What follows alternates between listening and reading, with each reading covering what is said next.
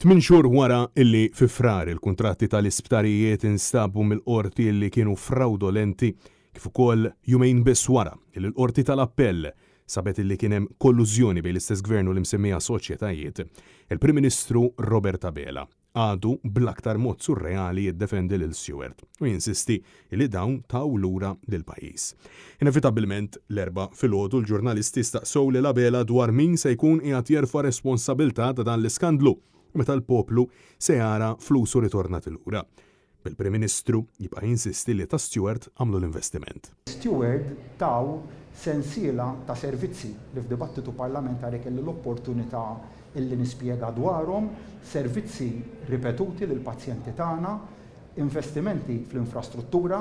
Robert Abela baqa' jfarfar mir-responsabbiltà kif mistoqsi minn Net News għalfejn skont il-qorti tal-appell il-Gvern stenna 5 snin biex ġab l-interessi tal-pajjiż l-ewwel qabel kollox bil-Prim Ministru jwieġeb illi hu ma kellux jaqsam fi żmien il-Vitals Global Healthcare. Ma kont taf li ma lħqux mal-obbligi tagħhom Vitals. Jiena l-ewwel net skorrett meta tgħid li jiena qatt ilħaqt il-Vitals fl-istorja. Jiena dħalt immexxil dan il-pajjiż meta Stewart kienu diġà ħadu over. Tom MP. Tom MP imma. Ħallina ħawieġbek, jiena dħalt immexxil dan il-pajjiż fil-mument li Stewart kienu ħadu over. Ta' minkejja illi hu minn Ġunju tal-2017 kien jifforma parti mill-Gvern immexxi minn Joseph Muscat u mhux biss kien ukoll jokkupa l-kariga ta' konsulent legali fil-kabinett innifsu fi kliem sempliċi kien spalla ma' Muscat u kien jaf kollox. Abela min-naħa tiegħu insista li mhux vera illi il-poplu ħaqqu l-400 miljun euro lura iżda mistoqsi kemm iċ-ċifra illi għandha tingħata lura u għanaqas milli jwieġeb. Li kien hemm xi ċifra ta' 400 miljun euro li tħallset lil Stewart u lil VGH u li tagħha bħalli kieku daw telqu mill-pajjiż. X'inhi ċifra mela? ċifra x'inhi Prim Ministru? Argument u ma natax servizz lura.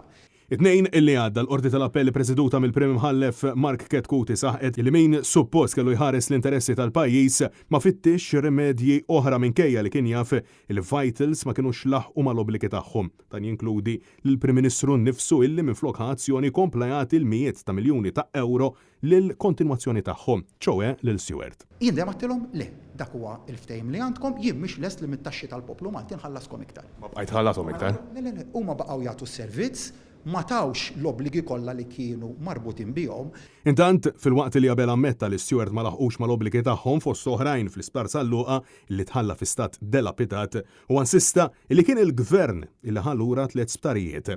Fatt skorrett. Hemm investimenti oħrajn, infrastrutturali fiġifieri fil-binja fost oħrajn, illi Stewart ma wettqithomx, irrispettivament mi jekk kien iċċada tħallset dwarhom jew le kienet marbuta li twettaqhom sa ċerti timelines. Dak l-obbligu m'għamlitux, kien għalhekk aħna minna controlled step jiġifieri l-isptarijiet ġibnihom luranna. Wara l-huma ma. Le, mu veru xejn, mu veru. Vera, wara l-huma. Xejn Stewart għamlet step in, Stewart determinat bil-kundizzjonijiet tagħha.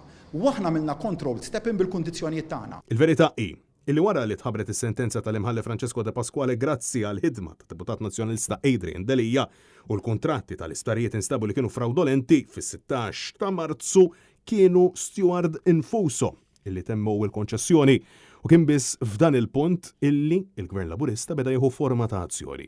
Na fil-waqt illi ironikament Abela wara dan kollu baqa' jinsisti illi l-governanza f'pajjiżna taħt it-tmexxija tiegħu sejra tajjeb. Il-livell ta' standards u governanza taħt il-Gvern immexxi minni tellajni ħafna u ħafna l-qudiem. Intant, mistoqsi minn se jkun qiegħed jerfa' responsabilità għal dan kollu Robert Abela sostna li l-individwu li semmu mill-qorti diġà refa' responsabilità politika u tkeċċa mill-Partit Laburista referenza għall-eks deputat mexej Laburista u eks Ministru Konrad Mizzi għalkemm staħa isemmi ismu.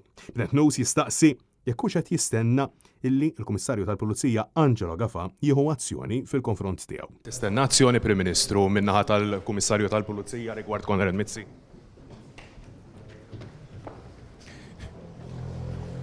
Qed tistenna azzjoni Prim Ministru. Francesco Catania, għal Net News.